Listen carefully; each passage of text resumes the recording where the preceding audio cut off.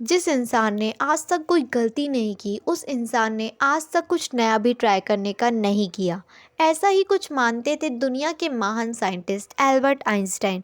14 मार्च 1879 Germany के उन शहर में एक यहूदी परिवार में पैदा हुए थे एल्बर्ट आइंस्टाइन।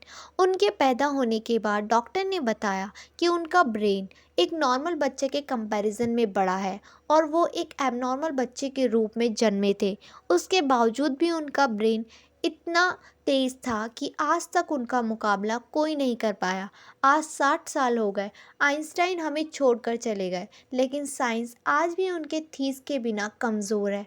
तो यही वजह है कि हर कोई उनके बारे में जानना चाहता है कि आखिर उनके ब्रेन में क्या था कि उन्हें इस मुकाम तक लेकर आया। आज दुनिया भर में उन्हें ग्रेटेस्ट साइंटिस्ट के नाम से जाना जाता है। क्या उनके ब्रेन में कोई सुपरनैचुरल पावर्स थी? दरअसल एल्बर्ट आइंस्टाइन का दिमाग नॉर्मल बच्चे के कंपैरिजन में बड़ा था। नॉर्मली बच्चे 1-2 साल की उम्र में बात करना सीख जाते हैं, पर एल्बर्ट आइंस्टाइन 4 साल की उम्र में भी बिल्कुल बात नहीं कर पाते थे। मगर एक दिन जब एल्बर्ट आइंस्टाइन अपने पेरेंट्स के साथ खाना खाने बैठे, तब अचानक आइंस्टाइन ने कहा, सूप बहुत ही गर्म है। बातों को इस तरह देख पेरेंट्स हैरान रह गए और बहुत खुश हुए, पर जब बाद में उनसे पूछा गया कि अब तक तुम क्यों कुछ नहीं बोलते थे, तब आइंस्टाइन ने अजीब से जवाब दिया, अब तक सब सही था।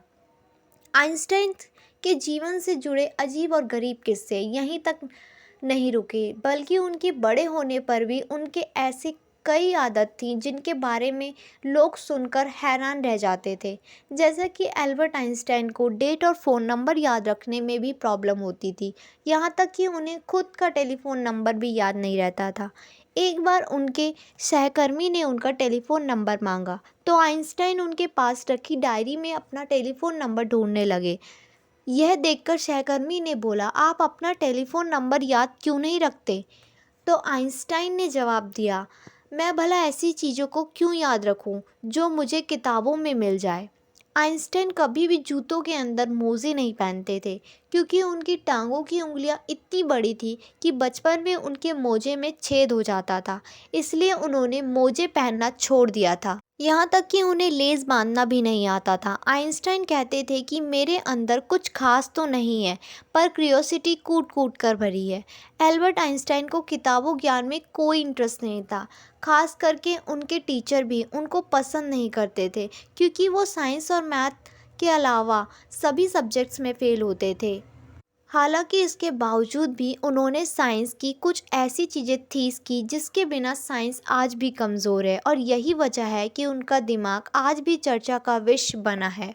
18 अप्रैल 1955 आइंस्टाइन की मृत्यु के बाद पैथोलॉजिस्ट डॉक्टर थॉमस हार्वे ने आइंस्टाइन का दिमाग चुरा लिया था उनके दिमाग को रिसर्च करने के लिए, लेकिन वो पकड़े गए और उन्हें जॉब से निकाल दिया। आइंस्टाइन के दिमाग पर रिसर्च करने की परमिशन किसी को नहीं दी थी, लेकिन बाद में आइंस्टाइन के बेटे ने उन्हें दिमाग पर रिसर्च करने की परमिशन दे दी और पाया कि उनके दिमाग का वज़न 1230 ग्राम का है, जो कि आदमी के इंसान के मुकाबले बहुत ही कम था। एक नॉर्मल इंसान के दिमाग का वेट 1400 ग्राम का होता है। बाद में डॉक्टर ने एल्बर्ट आइंस्टाइन के ब्रेन के 240 टुकड़े किए और पाया कि उनके दिमाग में आम इंसान के दिमाग के कंपैरिजन में सेल बहुत ज़्यादा हैं। उनके दिमाग में सेरेब्रल कॉर्टेक्स वाला पार्ट एक नॉर्मल बड़ा है। यही वजह थी कि आइंस्टाइन का दिमाग बहुत ही असाधारण सोचता था और उनके दिमाग में एक पार्ट व्रिंकल अपैरेटिकुलम गायब था। साइंटिस्ट का कहना था कि यही वजह है कि आइंस्टाइन की मैथमेटिशियल पावर, स्किल और चीज़ों को इमेजिनेशन करने की पावर नॉर्मल बच्चे के कंपैरिजन में ज़्यादा थी, और उनके दिमाग में न्यूरॉन की डेंसिटी 17% ज़्यादा थी। इसकी वजह से आइंस्टाइन की कंसंट्रेशन पावर भी ज़्यादा थी। आइंस्टाइन का ब्रेन आज भी अमेरिका के एक संग्रहालय में रखा गया है।